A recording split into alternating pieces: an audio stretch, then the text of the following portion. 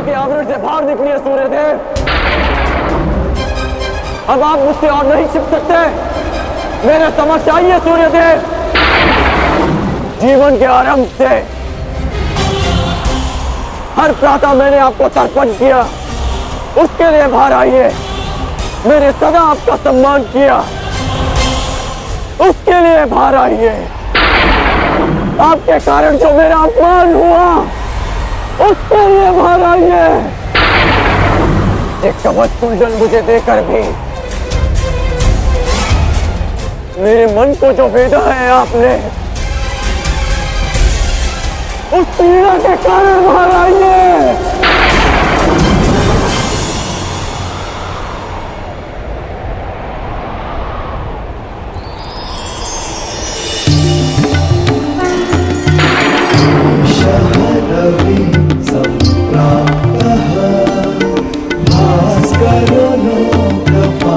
उत्कर्ण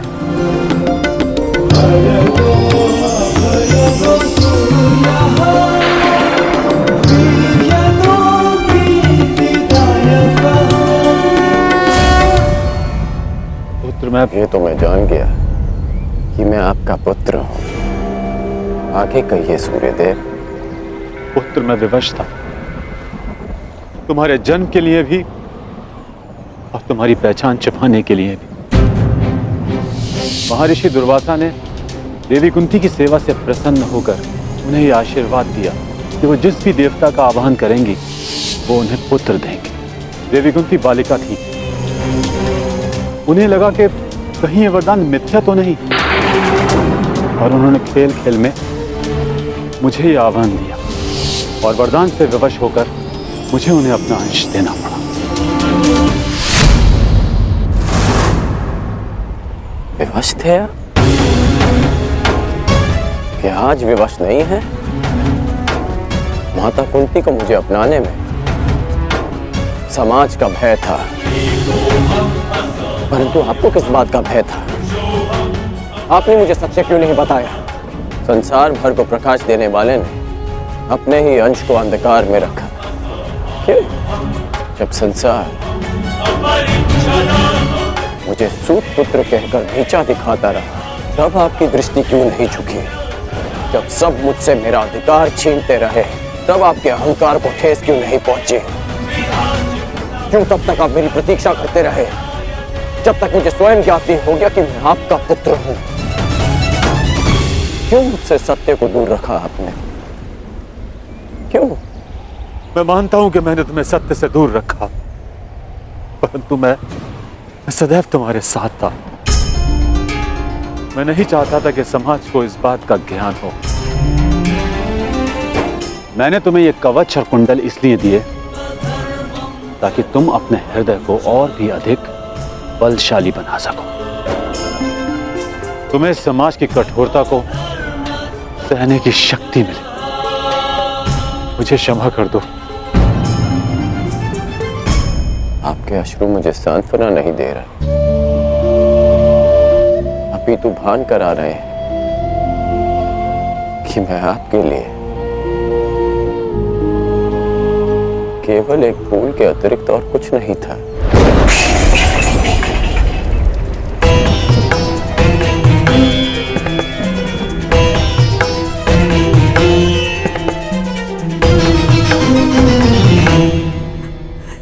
हे ईश्वर,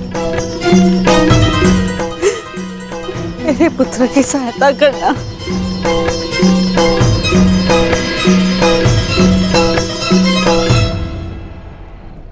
जो स्वयं की सहायता करना जानते हैं, ईश्वर भी उन्हीं की सहायता करते हैं बुआ।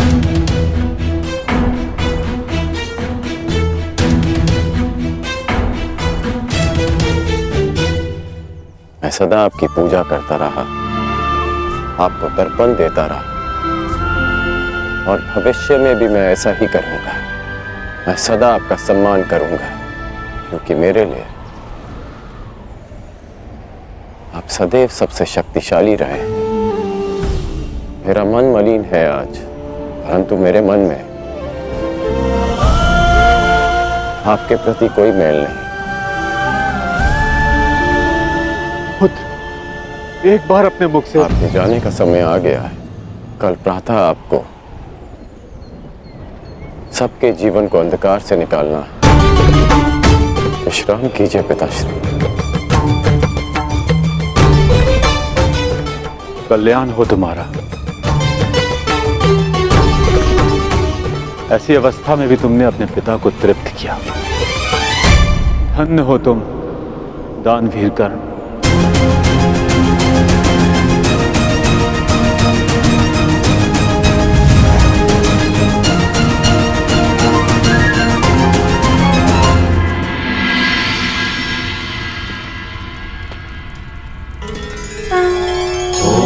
अब आप और कितना व्यथित रहेंगी बुआ? आप अपने कर्मों को संसार से छिपा सकती हैं, परंतु अपने कर्मों के फल को आप स्वयं से और कितना छिपाएंगी? अपने कर्मों का सामना प्रत्येक को एक ना एक दिन करना ही पड़ता है बुआ। परंतु उसका सामना कैसे करूंगी? क्या कहूंगी उसे इसके समक्ष आकर?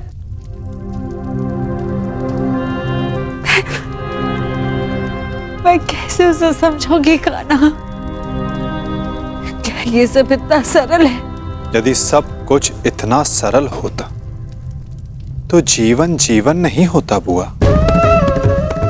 मनुष्य को अपने भय का, अपने अतीत का सामना करना ही पड़ता है, और ये भेंट जितनी शीघ्र हो, मन से बोझ उतनी ही शीघ्र उतर जाएगा बुआ। जाइए बुआ, समय आ गया है सत्य का सामना करने का। समय आ गया आपको आपके ज्येष्ठ पुत्र से मिलने का।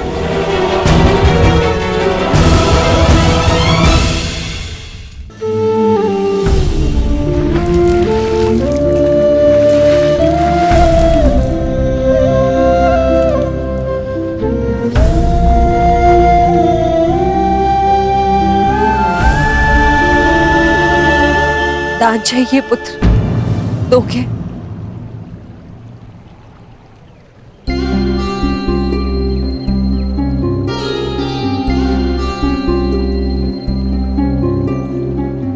सुना है प्रातःकाल सूर्य को अर्घ देते समय यदि तुमसे कोई कुछ भी मांगे तो तुम कभी मना नहीं करते, उसकी इच्छा पूरी करते हो। इसलिए मैं भी कुछ मांगने तुम्हारे समक्ष आई हूं। क्या इस दुर्भाग्यशाली माता को क्षमा दान दे पाओगे पुत्र?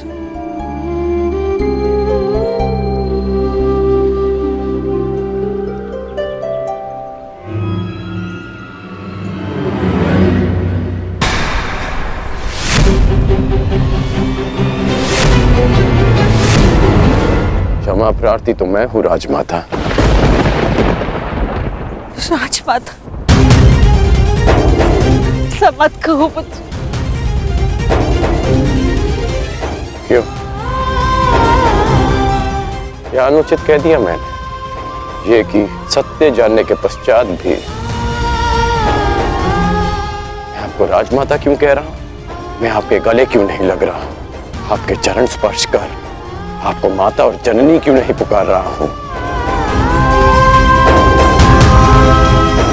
कहिए, क्या अनुचित कर रहा हूं मैं राजमाता? मैं आपको माता कहकर इसलिए नहीं पुकार रहा क्योंकि यह आपका कर्म फल है। आपने भी तो इसी भांति वर्षों तक ऐसा ही व्यवहार किया मेरे साथ, आशीष दिया, परंतु कभी अपना पुत्र कहकर नहीं पुकारा। अश्रु बहाए परंतु कभी मुझे गले से नहीं लगाया। कभी मुझे ममता नहीं थी, और आज वही माता मेरे समक्ष प्रेम जताने के लिए आ गई है। अधिकार का भाव कर्तव्य पूर्ण करने से मिलता है। आपने अपना कर्तव्य कभी पूर्ण नहीं किया, आज अधिकार जताने क्यों आ गई? मुझ पर आरोप लगाने से पूर्व मेरी व्याथा तो सुन लो पुत्र। मैं मैं विवश थी। जब तुम्हारा जन्म हुआ मैं अविवाहित थी पुत्र। क्या करती मैं, मुझे तुम्हें त्यागना पड़ा। विश्वास मानो पुत्र, अनजाने में हुए अपराध का बोझ मैं आज तक अपने कंधे पे लिए हूँ।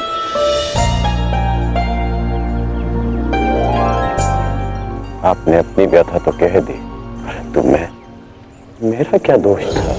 एक बालक जिसने अपनी आंखें भी पूरी तरह नहीं खोली थी, उसके जीवन में आपने सदा के लिए अंधकार कर दिया। एक नवजात को गंगा माँ की भेंट चढ़ा दिया आपने। क्या आपने ये भी नहीं सोचा कि वो जीवित रहेगा या वो मर?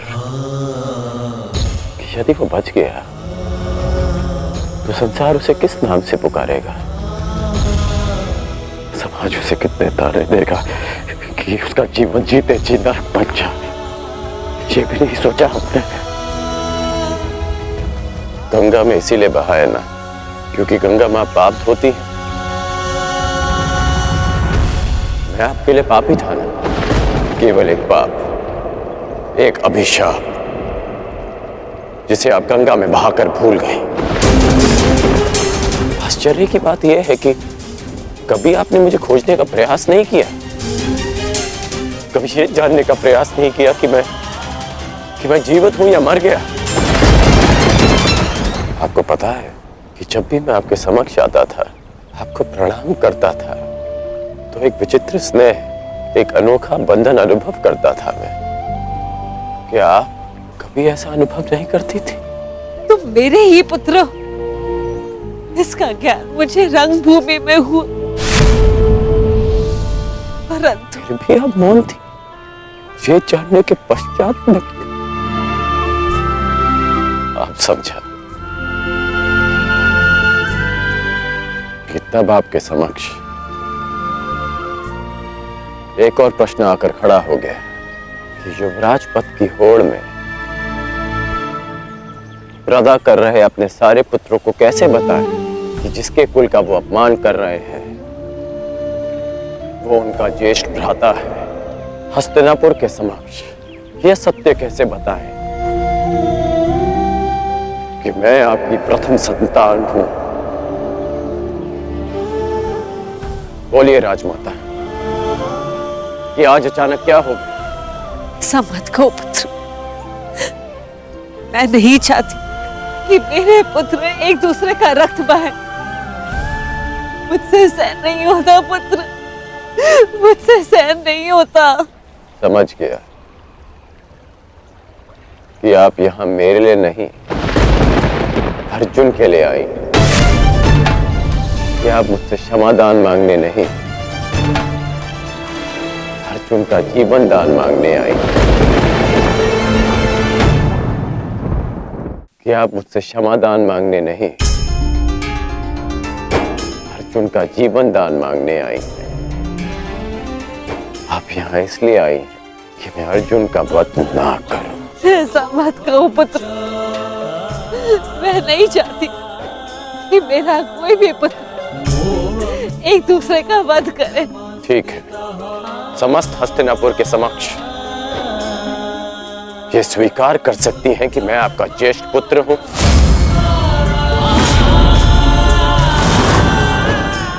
पता था मुझे कि कोई उत्तर नहीं मिलेगा। मेरे जीवन पर अनेक बार संकट आया, तब आपकी ममता नहीं जागी, परंतु आज जब अर्जुन के जीवन पर संकट आया, तब आप अपनी लज्जा, अपना सम्मान सब भूलकर मेरे पास आ गए।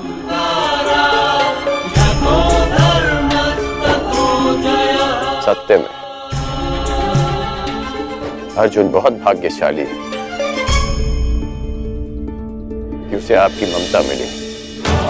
मैं भले ही अर्जुन को युद्ध के द्वंद्व में हरा दूं, परंतु आज उसने मुझे ममता के द्वंद्व में हरा दिया। तुम्हारी अपराधी हूं मैं।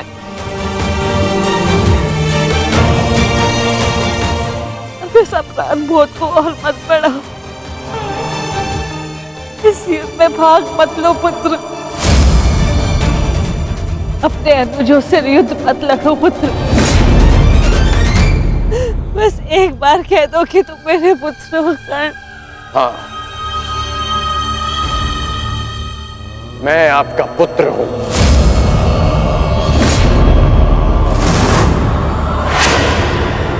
किंतु आप मेरी माता नहीं।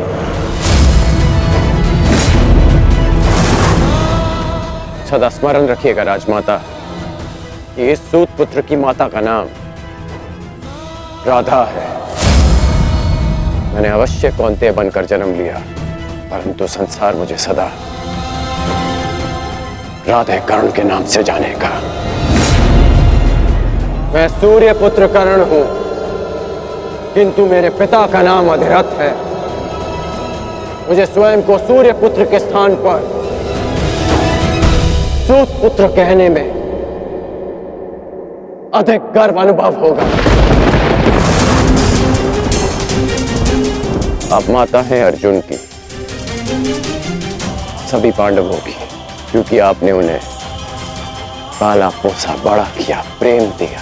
और आश्चर्य की बात तो यह है कि आप आज भी उन्हीं की माता बनकर इस सूत पुत्र राधे कर्ण के पास आई हैं, यह आश्वासन पाने कि आपके पुत्र सुरक्षित रहे। मेरे द्वार पर आए किसी भी याचक को रिक्त हाथ लौटने नहीं दे सकता मैं राजमाता। मैं आपको रिक्त हाथ लौटने नहीं दूंगा। मैं वचन देता हूं कि इस महाभारत के पश्चात आपके 5 पुत्र जीवित रहेंगे, केवल 5।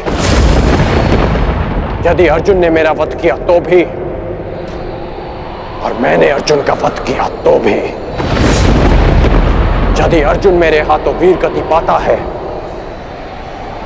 तो मैं सब कुछ छोड़कर आपके पास आ जाऊंगा।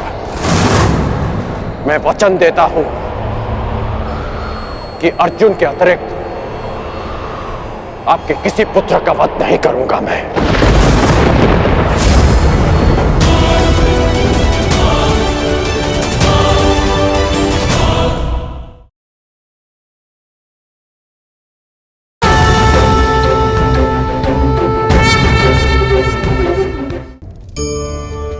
मनुष्य सदा भला बुरा, खरा खोटा, सत्य असत्य की बातें करता है। सत्य को अच्छा मानता है और असत्य को बुरा।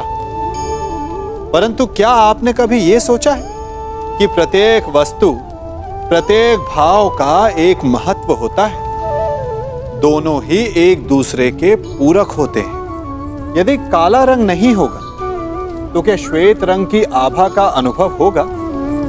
यदि असत्य नहीं होगा तो क्या सत्य के महत्ता का ज्ञान होगा? यदि बुरा नहीं होगा तो क्या भले पर आपको विश्वास होगा? कुछ महत्वपूर्ण है तो दोनों के मध्य का संतुलन। बुरी से बुरी वस्तु, समय या भाव, कोई ना कोई स्वयं में शुभ छिपाए रखती है। कभी काले गरजते मेघों को देखा है? उसके किनारे भी एक स्वर्णिम आभा होती है। उसी प्रकार यदि आपके जीवन में बुरा समय आए तो आपको अपने सच्चे मित्रों की पहचान हो जाती है। तो बुरे समय में निराश ना हो, उसमें भी कुछ शुभ खोजने का प्रयास करें और धीरे धीरे सब कुछ आपके जीवन में स्वतः शुभ हो जाएगा। मैं वचन देता हूं कि अर्जुन के अतिरिक्त आपके किसी और पुत्र का वध नहीं करूंगा मैं। वचन देता हूं मैं। पुत्र अब जाइए राजमाता, गंगा में त्यागे गए इस राधे के पास अब आपको देने के लिए कुछ और शेष नहीं है।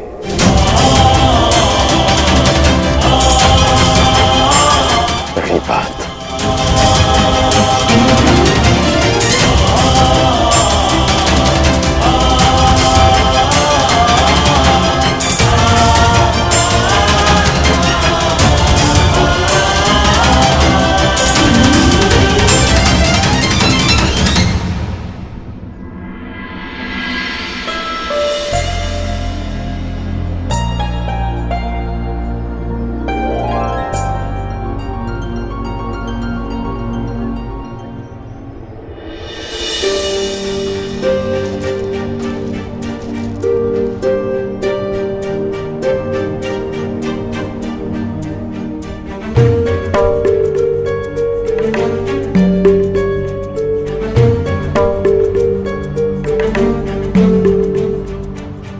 सत्य कल्पना से अधिक सुंदर भी हो सकता है और अधिक कष्टकारी भी। मैं जानता था कर्ण, परंतु मैं ये कभी नहीं चाहता था कि तुम इस कष्ट को सहो। अगर आप ऐसा नहीं चाहते तो ऐसा नहीं होता केशव। एक बात मैं समझ चुका हूं कि इस सृष्टि में सब आप ही की इच्छा से होता है, आप ही के अनुसार होता है, ठीक वैसे ही जैसा आप चाहते हैं। पीड़ा केवल कष्ट नहीं देती मित्र, पीड़ा कभी कभी हमें उचित मार्ग चुनने में हमारी सहायता भी करती है। एक पीड़ा कभी कभी हमारे अन्य कष्टों का निवारण भी करती है। कर्ण, इस सत्य का भान होना तुम्हारे लिए उचित था, परंतु अब मैं तुमसे ये जानना चाहता हूं कि इस पीड़ा का तुम सकारात्मक प्रयोग कैसे करोगे। जिस सत्य ने मेरे जीवन को, मेरे विश्वास को नकारात्मकता से भर दिया,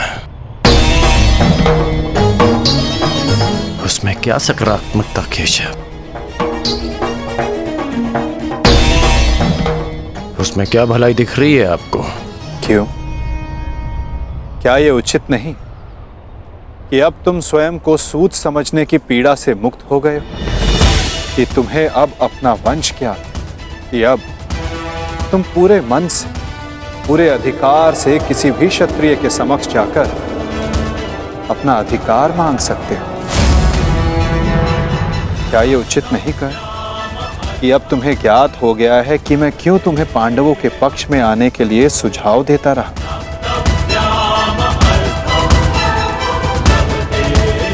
एक सत्य संसार बदल सकता है और अब तुम्हारा संसार बदल चुका है मित्र। तो क्या ये श्रेष्ठ नहीं कि तुम अपना पक्ष और निर्णय दोनों बदल दो? तुम सबसे ज्येष्ठ कौन्तेय होकर अर्जुन, भीम, युधिष्ठिर, इन सबसे ज्येष्ठ, और मुझे ये मानने में कोई संकोच नहीं कि तुम अर्जुन से अधिक श्रेष्ठ हो। परंतु ये दो शक्तियां, ये दो भाई विपक्ष में क्यों मित्र? यदि तुम और अर्जुन एक पक्ष में हो गए तो सृष्टि की कोई भी शक्ति तुम दोनों के समक्ष छोटी पड़ जाएगी।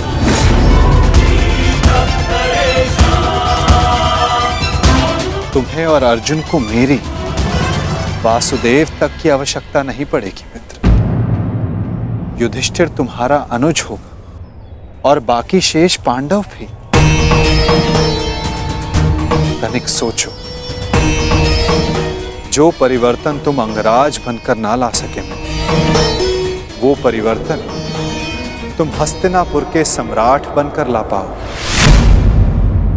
सूर्य पुत्र कौन्तेय सम्राट कर्ण, जो संसार को एक प्रकाशमान युग की ओर ले जा सकता है।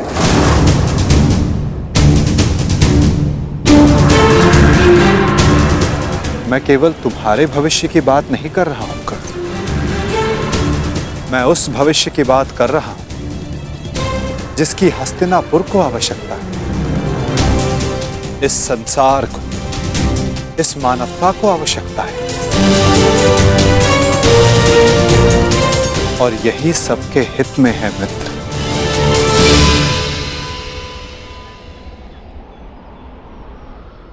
ठीक है, एक बार मैं आपकी बात मान भी लूं, हस्तिनापुर का सिंहासन जीत भी लूं, परंतु क्या मैं प्रजा के मन में सम्मान जीत पाऊंगा? नहीं। सूत पुत्र कहलाकर जितना अपमान सहा, सूर्य पुत्र बनकर उससे कहीं अधिक अपमान होगा मेरा। जिस हस्तिनापुर, जिस संसार की बात आप कर रहे हैं,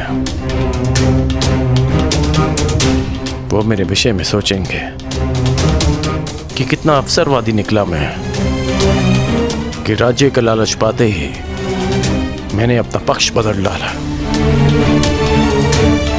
मनुष्य का पक्ष, उसका विश्वास, उसका ईश्वर होता है। मेरे जन्म का सत्य बदल जाने से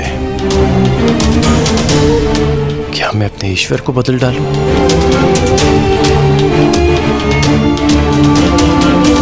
और अर्जुन, क्या ये उस महान धनुर्धारी का अपमान नहीं होगा? और युधिष्ठिर, जिसने 13 वर्ष वन में काटे, क्या ये उसके अधिकार का हनन नहीं होगा? और दुर्योधन का क्या? दुर्योधन की मित्रता ने वट वृक्ष बनकर मुझे संसार के ताप से बचाया, मुझे छाया दी। और जो वृक्ष छाया देता है उसे काटा नहीं जाता, उसकी रक्षा की जाती है। धिक्कार होगी मुझ पर यदि ऐसा विचार मेरे मन में भी आया।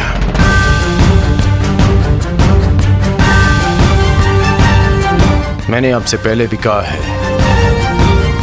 कि मैं जन्म में नहीं, कर्म में विश्वास रखता हूं। मैं कुल, वंश, जाति में नहीं, कौशल और पुरुषार्थ में विश्वास रखता हूं।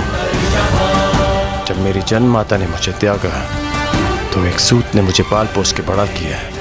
जब कुल और वंश ने मुझे फेंक दिया तब मेरे कौशल ने मुझे उभारा। जब मेरे संबंधियों ने मुझे पहचानने से अस्वीकार कर दिया तब दुर्योधन की मित्रता ने मुझे संभाला। सच कहूं तो आज मैं पहले से भी कहीं अधिक दुर्योधन का ऋणी हो गया हूं।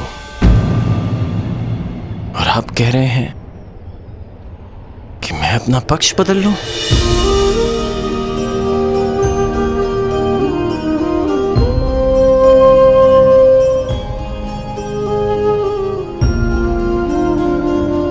मैं अभिभूत हुआ तुम्हारे इन वचनों से कर्ण, परंतु मेरी इच्छा सदा यही है कि तुम मेरे साथ रहो और मैं तुम्हारे।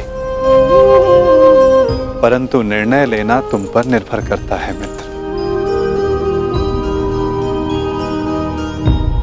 तो बताओ कर्ण, तुम्हारा अंतिम निर्णय क्या है? तुम्हारे नए परिचय का, इस सत्य के भान का क्या निष्कर्ष है? एक ही निष्कर्ष है और एक ही निर्णय। या तो मेरे मित्र दुर्योधन के शीश पर राज मुकुट होगा या इस कर्ण के धड़ पर शीश ही नहीं होगा।